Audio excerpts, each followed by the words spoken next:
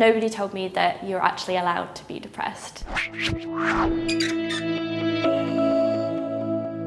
However much you might think you can do it on your own, it's unlikely that you can. Nobody tells you how boring it is because you're just not able to do anything. Even choosing a pair of socks in the morning can be difficult. Everyone thinks that they're alone, everyone thinks that they're suffering in silence. It turns out everyone thinks that everyone else has got it all figured out and they don't. Nobody told me that people would be there for me. Being depressed is really expensive and not everyone can afford to pay for their medication, and that kind of makes you feel quite guilty as well. That depression is actually manageable. I characterise it as having a dodgy knee that flares up every now and again.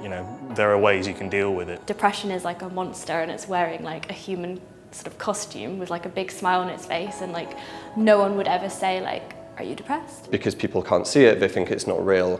But actually what goes on up in your head is just as significant as what goes on in your body. There's no end result really with depression treatment. It's all about processes. Ultimately, it's a human experience, and the more like you open up about it, the more like the person you're talking to will also be like, oh, hang on, I kind of relate to that. Having depression has actually given me a bit of fire. You have to learn to just let yourself live as well. This doesn't make you any less of a person at all. It is just a condition that you are dealing with in the same way that many other people are dealing with all sorts of different things.